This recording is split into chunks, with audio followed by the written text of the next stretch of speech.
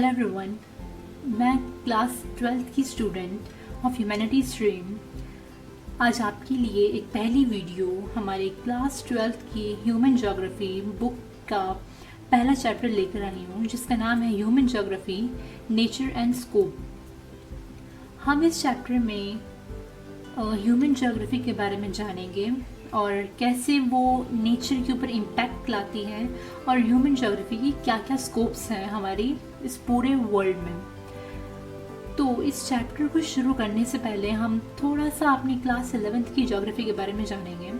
जैसा कि आपको पता है कि हमारी क्लास 11th की ज्योग्राफी का नाम था fundamental of physical geography, but अब 12th में उस बुक का नाम हो गया फंडामेंटल ऑफ ह्यूमन ज्योग्राफी। हमने अपनी क्लास 11th की ज्योग्राफी में ज्योग्राफी के फिजिकल फीचर्स को जाना था, जिसमें हमने ज्योग्राफी के ओरिजिन्स, लैंडफॉर्म्स और उसके क्लाइमेट वेरिएशंस के बारे में हमने पढ़ा था। अब हम यही चीज़ों को थोड़ा सा और मॉडिफाई करके हम आगे ह्यूमन ज्योग्राफी में पढ़ेंगे कि कैसे ह्यूमन ज्योग्राफी इम्पैक्ट करती हैं नेचर में और उनकी क्या स्कोप्स हैं, क्या फील्ड्स हैं एंड क्या सब फील्ड्स हैं इस पूरे वर्ल्ड में या ज्योग्राफी में। सो इस चैप्टर को शुरू करते हैं हम। तो जो हमारी ज्योग्राफी है वो दो मेजर कंपोनेंट्स को कंप्राइज करती हैं, जो कि हैं फिजिकल ज्योग्राफी या physical environment and human geography. तो फिजिकल ज्योग्राफी में हम पढ़ते हैं फिजिकल इन्वायरमेंट के बारे में, जिसके अंदर हमारा नेचर एंड जो हमारे नेचर की सराउंडिंग्स हैं, मतलब इन्वायरमेंट है, हम फिजिकल ज्योग्राफी में वो पढ़ते हैं। एंड जो हमारा सेकेंड मेजर कंपोनेंट है वो है ह्यूमन बीइंग। ह्यूमन बीइंग के अंदर हम द रिलेशनशिप बिटवीन फिजिकल या नेचुरल एंड ह्यूमन वर्ल्ड के बारे में पढ़ते हैं, जिसमें हम फिजिकल एंड वर्ल्ड जो है वो एंड जो हमारा वर्ल्ड है ह्यूमन है, हम उन दोनों के रिलेशनशिप को पढ़ते हैं।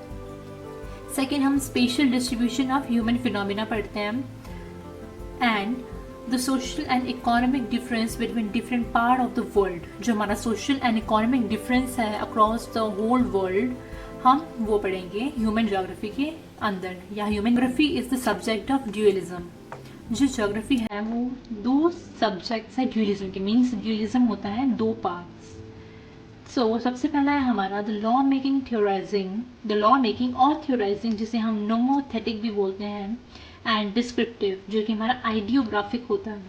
एंड जो हमारा सेकेंड है वो है regional approaches and systematic approaches. अगर आपको याद हो तो हमने यही सेम अप्रोचेस जो है क्लास 11 की ज्योग्राफी में भी पढ़ा था, हमारा पहला चैप्टर। रीजनल अप्रोच वो है जिसमें हम एक ही रीजन के अंदर सारी अप्रोचेस से सारे इश्यूज़ को पढ़ें। एंड जो हमारा सिस्टमेटिक अप्रोच है उसमें हम एक ही इशू को पूरे वर्ल्ड वाइड में पढ़ते हैं। आगे हमारा जो क्वेश्चन बहुत बार पेपर में आता है वो है the what is human geography. So वैसे तो इस चीज़ की, इस टॉपिक की डेफिनेशन हमारी बुक में दी गई है ऑन पेज नंबर 2, बट हमें एलन.सी. सैम्पली की डेफिनेशन पढ़नी है, जो कि है human geography is the study of the changing relationship between the unresting man and unstable earth. जो ह्यूमन ज्योग्राफी है वो एक स्टडी करती है between the relationship of unresting man, एक अनटिकाऊ जो आदमी होता है, एक इंसान कभी रेस्ट नहीं लेता या कभी रुकता नहीं है, एंड द अनस्टेबल अर्थ, जो कभी स्टेबल नहीं रहती है। अर्थ के अंदर हर बार कोई ना कोई मूवमेंट आती रहती है, कोई ना कोई चेंज आता रहता है। एंड जो हमारा मैन है वो कभी वो अनरेस्टिंग है, वो कभी थकता नहीं। तो इन दोनों के बीच का जो रिलेशनशिप है, जो एक चेंजिंग रिलेशनशिप है, हम उसको बोलते हैं ह्यूमन ज्योग्राफी। ये डेफिनेशन दी गई है बाय एलन.सी. सैम्पले। आप इसकी और भी डेफिनेशंस पढ़ सकते हैं, बुक में है। नेक्स्ट टॉपिक है हमारे पास नेचर ऑफ ह्यूमन ज्योग्राफी। अगर हम ह्यूमन ज्योग्राफी के नेचर्स के बारे में पढ़ें हमें बहुत कुछ जानने को मिलेगा। सबसे पहला है human geography studies the inter relationship between the physical environment and socio cultural environment created by the human being through the mutual interaction with each other. तो ये हमारा पहला पॉइंट है। ये क्वेश्चन पेपर में आता है कि discuss the nature of human geography. So इसके तीन पार्ट्स या 3 पॉइंट्स है। इसके आप इसको फर्दर भी डिवाइड कर सकते हैं, बट अगर ये 3 मार्क्स का क्वेश्चन आता है तो आप इसके ये पॉइंट लिख सकते हैं। तो पहला पॉइंट है the human geography studies the inter relationship between the physical environment and socio culture environment. मतलब ह्यूमन जोग्राफी स्टडी करता है बिटवीन द इंटर रिलेशनशिप, जो हमारा फिजिकल इन्वायरमेंट, जो हमारा फिजिकल इन्वायरमेंट है, जो हमारा सोशियो कल्चर इन्वायरमेंट है, इनके बीच का जो हमारा डिफरेंस है या सॉरी इंटर रिलेशनशिप है, हम वो पढ़ते हैं, जो कि बनाया गया है इंसानों के द्वारा through the mutual interaction with each other, जो कि दोनों का physical and socio culture environment के बीच में जो म्यूचुअल इंटरेक्शन हो रहा है उसी को हम ह्यूमन ज्योग्राफी बोलते हैं, या उस वही चीज़ें हम लोग जो है ह्यूमन ज्योग्राफी में पढ़ते हैं। इससे हमारा कीवर्ड है inter relationship and physical environment and socio culture environment. Second point है the elements of physical environments. अगर हम इसका एलिमेंट्स देखें, फिजिकल इन्वायरमेंट के क्या एलिमेंट्स हैं, वो हैं landform, soil, climate, water, natural vegetation and diverse flora and fauna. ये सारे एलिमेंट्स हैं जो हम फिजिकल इन्वायरमेंट के अंदर जानते हैं या उनके अंदर अवेलेबल हैं। एंड जो हमारा थर्ड पॉइंट है वो है that houses, villages, cities, road rail networks, industries and farms, port और items of our daily uses, these all items or materials culture have been created by human being using the resources provided by the physical environment। हमने अभी जितने भी ऊपर नाम पढ़े, ये सारी चीज़ें एक ह्यूमन बीइंग ने बनाई हैं, इंसानों के द्वारा बनाई गई हैं by using the resources provided by the physical environment. जो हमारी रिसोर्सेज हैं जो हमें फिजिकल इन्वायरमेंट प्रोवाइड करता है, फिजिकल इन्वायरमेंट मतलब जो हमें हमारा नेचर प्रोवाइड करता है, वही हमारी रिसोर्सेज हैं और उन्हीं का यूज़ करके ह्यूमन बीइंग ने ये सारी चीज़ें बनाई हैं। आगे हम पढ़ेंगे naturalisation of humans and humanisation of nature. ये बहुत इंपॉर्टेंट टॉपिक है और इसके ऊपर क्वेश्चन हर बार आता है। So human being interact with their physical environment with the help of technology. ये हमारा नेचुरलाइजेशन के अंदर ह्यूमनाइजेशन के अंदर आएगा कि जो ह्यूमन बीइंग है वो फिजिकल इन्वायरमेंट के साथ इंटरेक्ट करता है through the help of technology, जो हम आज के टाइम में बहुत देख रहे हैं। तो इसके ऊपर जो क्वेश्चन आता है वो है that the question which may arrive is that human geography were able to develop technology after they developed better understanding of natural law. Explain this statement. Question इस वे में आ सकता है, यहाँ से यहाँ तक क्वेश्चन जो है ऐसे स्टेटमेंट आएगी और इसके ऊपर पूछ सकते हैं कि एक्सप्लेन दिस स्टेटमेंट। तो आपको बताना है that how human beings were able to develop technology after the development of understanding. So इसका आंसर हमारे 3 पॉइंट्स में जाएगा that understanding the concept of friction. अगर जब हमने फ्रिक्शन के बारे में पढ़ा था तो हमें समझ आया था कि हम कैसे हम फ्रिक्शन का यूज़ करके फायर डिस्कवर कर सकते हैं। फ्रिक्शन एंड हीट का यूज़ करके हम फायर डिस्कवर की हमने। सेकेंड था हमारा understanding the secret of DNA and genetic enable us to conquer many diseases. जब हमने डीएनए का सीक्रेट और जो हमारा जेनेटिक था उन चीज़ों को पढ़ा तो हमें पता चला कि हम कैसे बीमारियों का इलाज ढूंढ सकते हैं। एंड जो हमारा थर्ड है understanding the law of aerodynamic to develop a faster plane. हमने एरोडायनामिक्स को पढ़ा और जिससे हमने फास्टर प्लेन्स की डेवलपमेंट की। तो ये हैं वो 3 पॉइंट्स जिन्हें आपको इस क्वेश्चन में लिखना है that how humans were able to develop technology after they develop the better understanding of the nature law. तो हमने इस क्वेश्चन में ये पढ़ा, ये क्वेश्चन 3 मार्क्स में आता है। आगे हम पढ़ेंगे that what are man environment relationship. जो मैन और इन्वायरमेंट की रिलेशनशिप है हम उनके बारे में पढ़ेंगे। तो इसके अंदर हमारे 3 पार्ट्स हैं, environmental determinism, possibilism and neo determinism, जो हम आगे पढ़ेंगे। सो हमारा इन्वायरमेंटल डिटर्मिनिज्म को हम नेचुरलाइजेशन ऑफ ह्यूमंस भी बोलते हैं। याद रखें क्वेश्चन ऐसे भी आ सकता है या ऐसे भी आ सकता है। वो या तो स्टेटमेंट हमें देंगे that explain the naturalisation of human beings या व्हाट इज इन्वायरमेंटल डिटर्मिनिज्म। तो आपको पता होना चाहिए that naturalisation of humans mean environmental determinism and humanisation of nature means possibilism. और जो आगे हमारा एक और आएगा स्टॉप एंड गो डिटर्मिनिज्म, उसे हम बोलेंगे नियो डिटर्मिनिज्म। तो सबसे पहले हम इन्वायरमेंटल डिटर्मिनिज्म पढ़ते हैं। सो इन्वायरमेंटल डिटर्मिनिज्म में जो हमारा ह्यूमन है वो पैसिव होता है एंड जो नेचर है वो एक्टिव होता है। ये कॉन्सेप्ट हमें दिया गया था बाय रॉक्सेल, जो कि हमारे बुक में जहाँ पे हमने ह्यूमन ज्योग्राफी की डेफिनेशंस पढ़ी थी वहाँ पे दिया गया है। एंड इसमें physical elements can influence a persons behaviour and society. इसमें ऐसा है कि जो हमारा फिजिकल एलिमेंट्स हैं जो हमने ऊपर पढ़े थे, ये सारे एलिमेंट्स ये ह्यूमन ज्योग्राफी में या ह्यूमन बींग्स की ये बिहेवियर में एंड सोसाइटी में इन्फ्लुएंस ला सकते हैं, बदलाव ला सकते हैं। मीन्स इन्वायरमेंट इज सुपीरियर या active and human is passive. ये हमारा इन्वायरमेंटल डिटर्मिनिज्म है। या अगर आप इसकी बुक डेफिनेशन देखेंगे जो हमें बुक में दी गई है, so the interaction between primitive society and a strong force of nature was term as environmental determinism. Means जब हमारा पास था, अगर हम थोड़ा सा एकदम एंशियंट टाइम में जाएं तो उस टाइम नेचर को बहुत ज़्यादा सुपीरियर माना जाता था, एक स्ट्रॉन्ग फोर्स माना जाता था और ह्यूमन सोसाइटी एक प्रिमिटिव थी। तो इसी को डेफिनेशन में बनाया गया है that interaction between primitive human society and strong forces of nature was term as environmental determinism. So आगे आप देखेंगे तो यहाँ पे लिखा हुआ है that we can imagine the presence of naturalized human who listened to the nature and was afraid of its fury and worshipped it. Means पहले के टाइम में जो इंसान थे वो नेचर के ऊपर ही डिपेंड रहते थे और वो नेचर की पूजा करते थे, उन्हें वर्शिप करते थे, बिकॉज उन्हें डर रहता था कि अगर नेचर उनसे नाराज़ हो गया तो उन्हें बहुत सारी दिक्कत हो सकती है।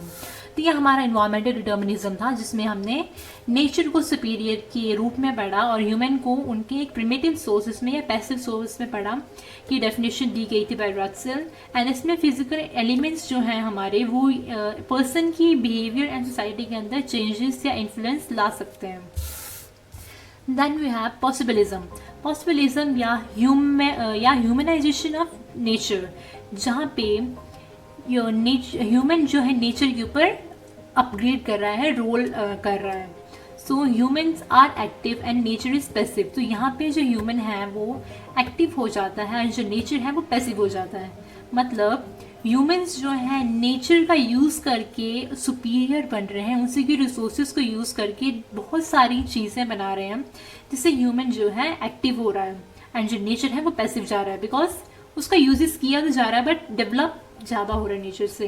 सो ये कॉन्सेप्ट दिया गया था बाय ब्लाश, जो कि हमारी सेम उसी पेज की डेफिनेशंस में दी गई हैं एंड वो डेफिनेशंस ये हैं, रक्सेल द्वारा दी गई ये थी वो डेफिनेशंस। एंड जो हमारे ब्लाश ने दी हैं वो ये हैं that he gave the idea of possibilism and this is the idea of environmental determinism. So then we have that human beings can adapt to their surrounding based on their needs. Human beings जो हैं अपनी surrounding के अपनी जो surrounding है उसके ऊपर adopt कर सकते हैं बेस्ड ऑन देयर नीड्स। जो उनकी नीड्स हैं वो उनके रूप में नेचर के साथ अडॉप्ट कर सकते हैं, मीन्स उनके रूप में आ सकते हैं। आगे है हमारा न्यू डिटर्मिनिज्म, जिसे हम स्टॉप एंड गो डिटर्मिनिज्म भी बोलते हैं। ये डिटर्मिनिज्म दी गई थी बाय ग्रिफ्ट टेलर। ये नाम आप याद रखें, ये दिया गया था बाय ग्रिफ्ट टेलर। इसमें हम देखेंगे अ मिडिल पाथ या मध्य मार्ग between the two idea of environmental determinism and possibilism.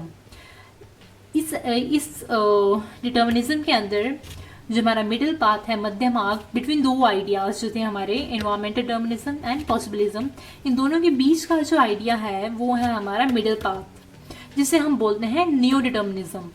सो इसके अंदर ह्यूमन बीइंग्स जो है नेचर को कंक्योर कर सकते हैं, अपने अंदर कब्जा कर सकते हैं या उसकी बात मान सकते हैं बाय ओबेइंग इट। हमें उसको ओबे करना है, उसे समझना है, तभी हम नेचर को कॉन्क्योर कर सकते हैं। जी